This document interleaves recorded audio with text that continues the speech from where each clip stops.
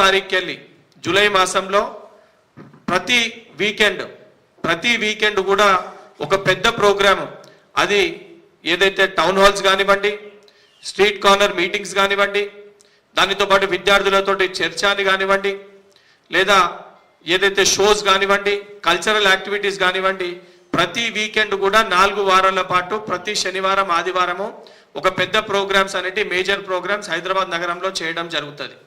దానితో పాటు ఈ నెల రోజులు మొత్తం నిరంతర ప్రక్రియగా ప్రతి కాలేజ్ బయట ఎక్కడెక్కడైతే స్టూడెంట్స్ ఉన్నారో, ఇంటర్మీడియట్ స్టూడెంట్స్ కానీ, డిగ్రీ స్టూడెంట్స్ కానీ, ఇంజనీరింగ్ స్టూడెంట్స్ కానీ, ఎక్కడెక్కడైతే విద్యార్థులు టీ షాప్లలో కానీ, లేదా హాస్టల్స్లో కానీ, కోచింగ్ సెంటర్స్లో కానీ, ట్యూషన్ సెంటర్స్లో కానీ, ప్రతి చోట కూడా రాష్ట్ర యువజన కాంగ్రెస్, అదేవిధంగా రాష్ట్ర NSUI, SC cell, ST cell, BC cell అన్ని విభాగాలతోటి కలిసి, మైనారిటీ సెల్ అన్ని విభాగాలతోటి కలిసి ఏదైతే పాంప్లెట్ డిస్ట్రిబ్యూషన్ ప్రోగ్రామ్, ఏదైతే ఈరోజు పాంప్లెట్ డిస్ట్రిబ్యూషన్ కూడా చేయడం జరుగుతుంది.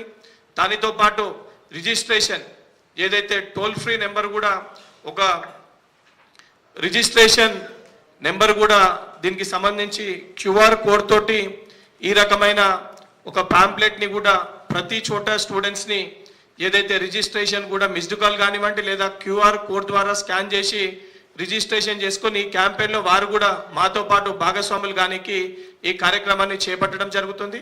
దానితో పాటు ఆగస్టు 1 రోజు 1వ తారీఖు పెద్ద ఎత్తున కాంగ్రెస్ పార్టీ టీపీసీసీ అధ్యక్షులు, అదేవిధంగా అన్ని విభాగాలు, కాంగ్రెస్ పార్టీకి సంబంధించిన అన్ని విభాగాలు ఈ 30 రోజులు మాతో పాటు ఈ క్యాంపెయిన్లో జాయిన్ అయిన స్టూడెంట్స్ అందరం కలిసి కూడా పెద్ద ఎత్తున రాజ్ భవన్ ఘేరావ్ కార్యక్రమాన్ని కూడా చేపట్టడం జరుగుతుంది.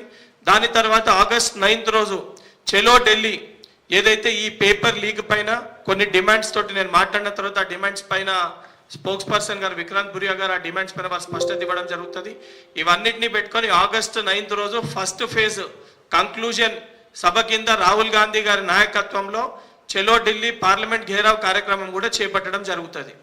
ఇది ఈ క్యాంపెయిన్ ఒక ముఖ్య ఉద్దేశము, ఈ క్యాంపెయిన్ ప్రొసీజర్, ఈ క్యాంపెయిన్ ఎన్ని రోజులు జరుగుతుంది అనే దానిపైన మీకు క్లుప్తంగా డీటెయిల్గా బ్రీఫ్ నోట్ ఇవ్వడం జరిగింది.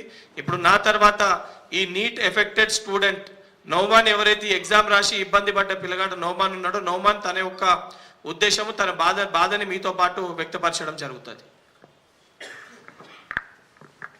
Good afternoon everyone. मैं नीट एस्पिरेंट हूँ. मैं नीट का एग्ज़ाम लिखा. मैं नीट भी लिखा और री नीट भी लिखा.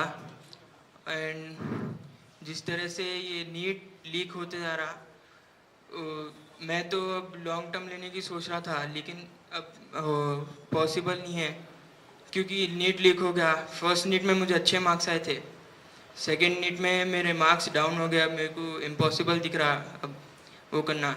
अब मैं जैसा लॉन्ग टर्म लूँगा, ये भाई भी लॉन्ग टर्म लेके है. अब इन्हों ये भी नीट लिख के लॉन्ग टर्म लेके इन्हों भी सोचे थे कि अच्छे मार्क्स लेके आएंगे, लेकिन नीट पेपर लीक होने के वजह से इनको भी नहीं हो सका कुछ भी. तो मैं वही बोलना चाह रहा हूँ इंडियन एजुकेशन सिस्टम से कि इस पर कुछ एक्शन लिया जाए और हम लोग राहुल गांधी जी के जो ये कैंपिंग शुरू करें, we also take part in this.